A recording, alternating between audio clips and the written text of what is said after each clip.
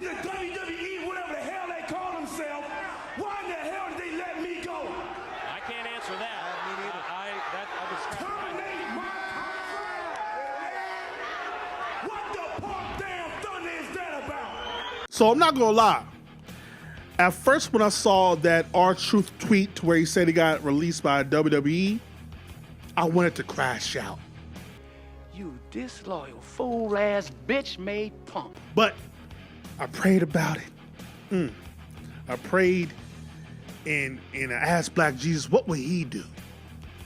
And cooler heads prevailed. And cooler heads prevailed because of seeing all the reaction and admiration, appreciation and love that R-Truth was getting after finding out that he got released. Every single person, from the media to the fans, but most importantly, by the talent themselves. People that worked in the WWE still, people that no longer worked in the WWE, to people that worked in other promotions. This is how much of an impact R-Truth has had and has on the wrestling fan and the wrestling business. It's great to see. And it was then to where I thought to myself, TKO, Now you see something. Now you see now. You done fucked up, you know that, don't you? I See what I'm saying? I thought. No, so, you know what I'm saying? That you done fucked up now, you know that, don't you? old ECW chant, you fucked up, you fucked up. Because someone like an R-Truth is someone who galvanizes the troops, someone who is a good soldier, someone who keeps high morale in the locker room, and is just one of the greatest entertainers we've seen in wrestling history. There is nothing that R-Truth can't do and hasn't already done. And you get rid of a talent like that, for why? Maybe we'll never know. But people are making their voices heard, and I love to see it. I love to see it. Because over the past year, slowly but surely, the mood has changed around WWE. The mood has changed. It doesn't feel as great to be a WWE fan today as it did just 2 years ago. And that's because of one entity, TKO. See, TKO, I don't even know how to say this. TKO almost, it feels like TKO think all us WWE fans and hardcore fans, it's almost like they think we a bitch. Like, that's what it feels like. It feels like they Debo on the block with the bike. Dum, dum, dum, dum, dum, dum, dum, dum, dum. Oh, shit! That's my bike, punk! You got knocked the fuck out! And anytime they get any type of criticism or backlash, instead of taking the criticism and thinking about it and maybe trying to improve their product, they lash out. You have The Rock going at wrestling podcasters like Dave Lagana with Busted Open Podcast, saying, hey, it's just kayfabe, brother. It's just the work, brother. Relax. You have Nick Khan talk about, we don't bench talent. We don't bench talent, da da da da. Why the fuck you lying? Why you always lying? Oh my God. Stop fucking lying. Then you have Triple H right before WrestleMania talking about, boy, I just wish I could tell them to shut the fuck up. I'm like, who is your PR team? Clearly, you need to fire them and get someone new in PR. You need Olivia Pope, because this PR has been horrible. All because there are things that we've been noticing that we wanted to bring to your attention, because us as a fan and consumer, it's only right that we give our review of your product. For example, the high ticket prices that are just extremely too high, especially in the economy that we're in and about to be in. The multiple shows that you're doing. Meanwhile, you're cutting house shows that are for making it more affordable to go for people that can afford to be at the premium live events or the Raws or the SmackDowns. Meanwhile, you're increasing the attention and spotlight on influencers and celebrities while you cut talented people like a R-Truth, like a Braun Strowman, like a Shayna Baszler, like a Dakota Kai. The list can go on and on. Carlito. You're cutting those talent. Meanwhile, you're giving spotlights to celebrities because the company now is not about the wrestling fan. It's about the influencers. You're trying to make it a hot spot for celebrities to go to make it appear as if it's a hot product when it's not. That's what's going on. Ain't that right? You ain't lying. What did we ever do to y'all? We're the one that kept it late. We're the real. You know what we had to endure for years under Vince McMahon, and we stayed or we came back? Like, do you realize the bullshit we had to deal with Vince McMahon? I hate a lot of people are trying to change the narrative about, oh my God, I miss when Vince McMahon was in charge. Really? I don't.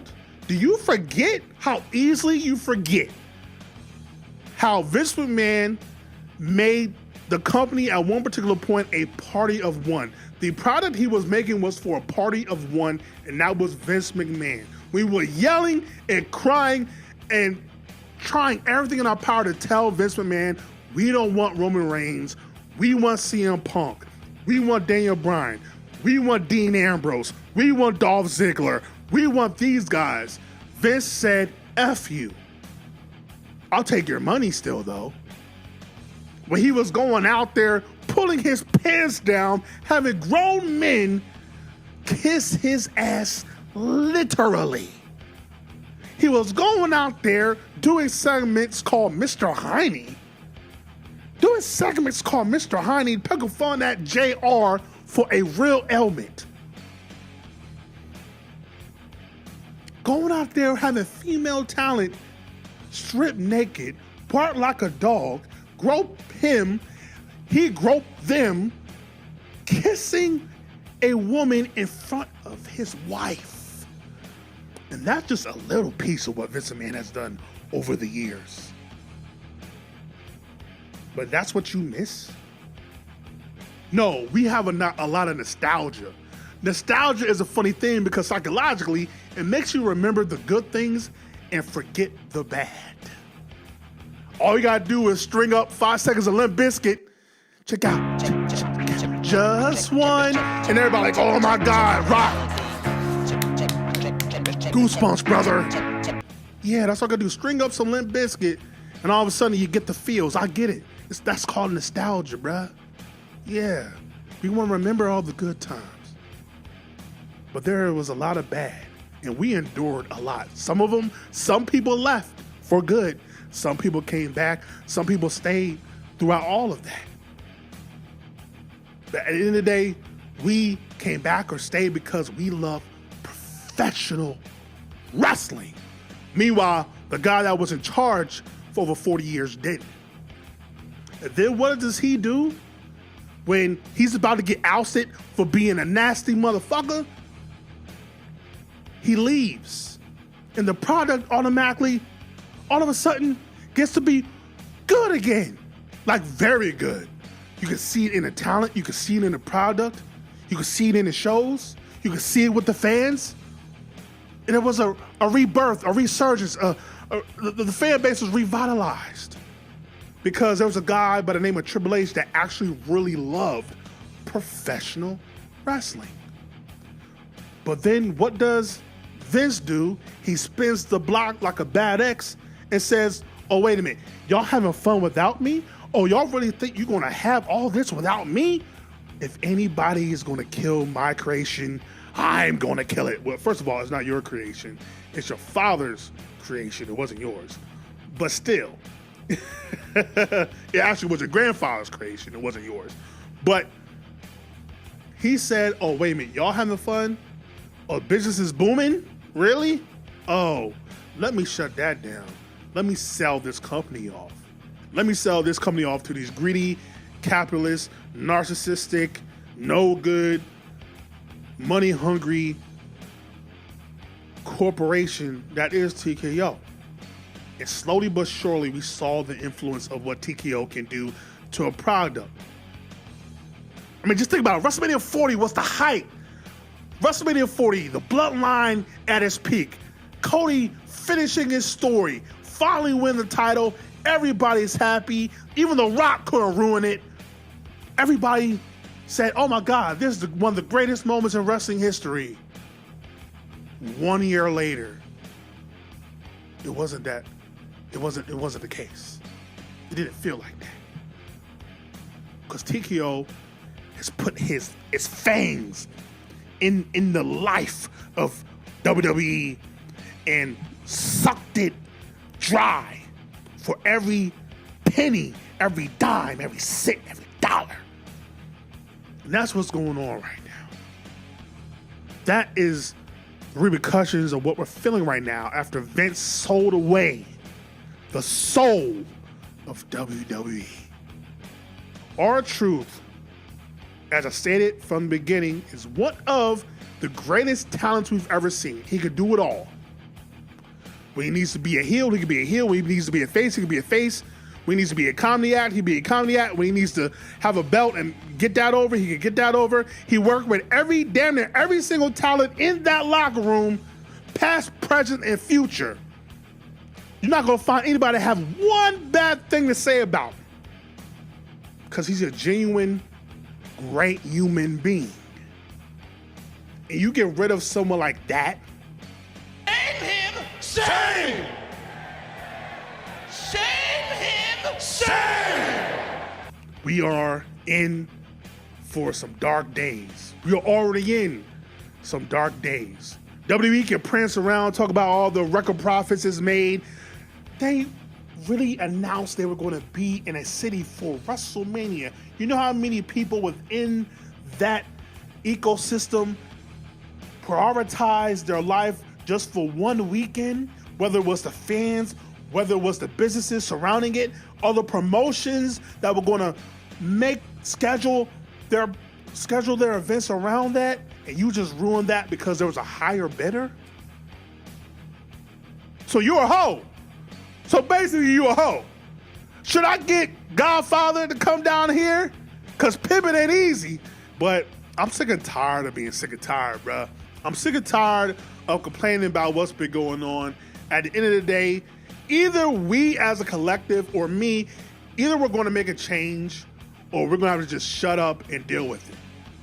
We got to make up our minds now because it's getting bad and it's going to get worse. So either we make a change or we shut up and take it. Me, I think it's time to make a change. You might be asking, how do you make a change? Well, support your local indie federation. If you have a local indie wrestling promotion in your town, in your city, support it. Put money into that. Put life into that. Support these alternative promotions, whether it's a GCW, Ashe Wrestling, even an AEW. Put money and breathe life into those promotions. So once it gets to a year, 2 years, 3 years from now, and TKO was wondering why everything is plummeting, they're like, damn, what happened? You didn't play, you just got played out. It's time to shut the water off. Straight up, just like that. Time to shut the water off. Stop going to the shows, stop buying the merch, stop buying the subscriptions, stop even talking about them, keeping them in the algorithm. That's how you shut their water off. That's how you affect them. You affect the bottom line, the middle line, the top line, until they get in line. That's my suggestion. It's getting to that point, and it starts now. It starts now. But what are you gonna do? Oh, my brother, testify! I'm the best. I'm the best in the world.